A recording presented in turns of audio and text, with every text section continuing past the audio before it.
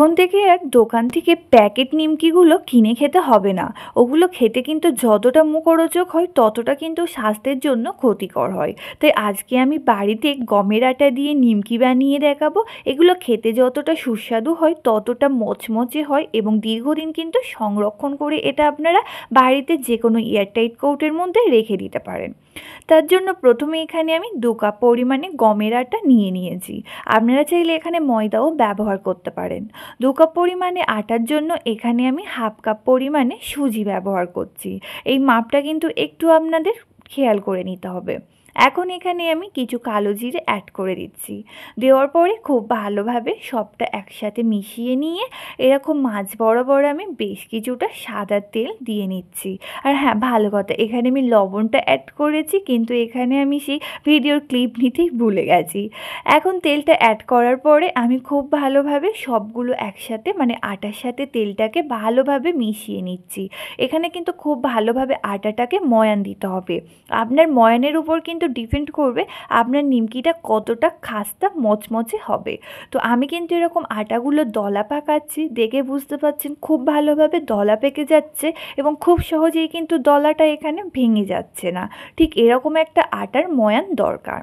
এখন এর মধ্যে আমি নর্মাল পানি নিয়েছি, নিয়ে অল্প অল্প পানি দিয়ে এটাকে মেখে নিচ্ছি।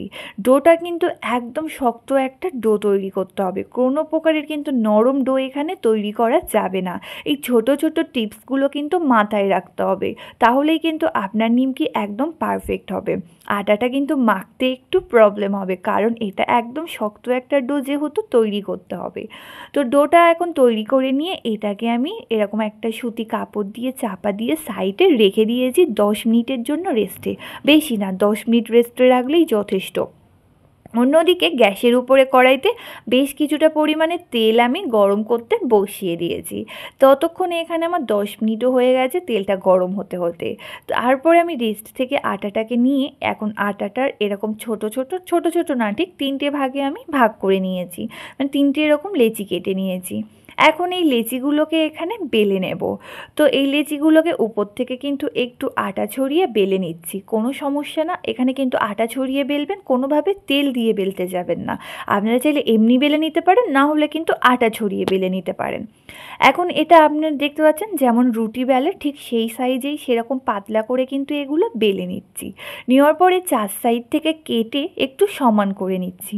নিয়ে প্রথমে এরকম আমি সোজা বরাবর কেটে নিচ্ছি। আমি কেমনভাবে কাটছি আপনারা কিন্তু দেখে বুঝতে পারছেন। আমি এগুলো কিন্তু এখানে এরকম নিমকি শেপ দিয়ে নিয়েছি। আপনারা কিন্তু এখানে চৌকো শেপ বা যে কোনো শেপ আপনাদের ইচ্ছা মতো দিয়ে নিতে পারেন। এখন এখানে আমি নিমকির মতো করে এরকম ত্রিকোণ মানে শেপ কোন শেপ দিয়ে নিয়েছি। নিয়ে এখন এগুলো দেখছেন একটার গায়ে কিন্তু আর একটা কোনোভাবে লাগবে না। এখন এগুলো এরকম আমি ভালোভাবে স্ল্যাব থেকে তুলে এরকম একটা প্লেটের মধ্যে নিয়ে নিলাম। নিয়ে এখন এরকম মানে একটা হাতার সাহায্যে এরকম তেলের মধ্যে এগুলো ছাড়ছি, যাতে তেল ছিটকে না গায়ের মধ্যে আসে। তাই হাতার সাহায্যে একসাথে বেশ কিছুটা পরিমাণে নিয়ে তেলের মধ্যে নিয়ে এরকম হাতাটা একটু ঘুরিয়ে ঘুরিয়ে এটাকে একটু মানে চারদিকে ছাড়িয়ে ছাড়িয়ে ভেজে নিচ্ছি। এগুলো যখন দেখবেন একটু এরকম সুন্দর কালার চলে আসছে গোল্ডেন গোল্ডেন, সেই পর্যায়ে এগুলো তুলে নেব। তো এগুলো ভাজতে কিন্তু একদম বেশি সময় লাগে না, খুব অল্প সময়ের মধ্যেই কিন্তু এগুলো ভাজা হয়ে যায়। তো আমিও প্রথম ব্যাচটা কিন্তু একটু ডার্ক কালার করে ভেজে নিয়েছি, তারপরে একটু হালকা লাইট কালার করে ভেজে নিয়েছি। আপনারা যেমন কালার পছন্দ করেন সেইভাবেই এখানে ভেজে নেবেন। দেখুন এখন আমার সবগুলো ভাজা হয়ে গেছে এবং এগুলো কতটা খাস্তা হয়েছে দেখে কিন্তু বুঝতে পারছেন। কোনোভাবে কি মনে হচ্ছে গমের আটা দিয়ে বানানো হয়েছে? তো চলো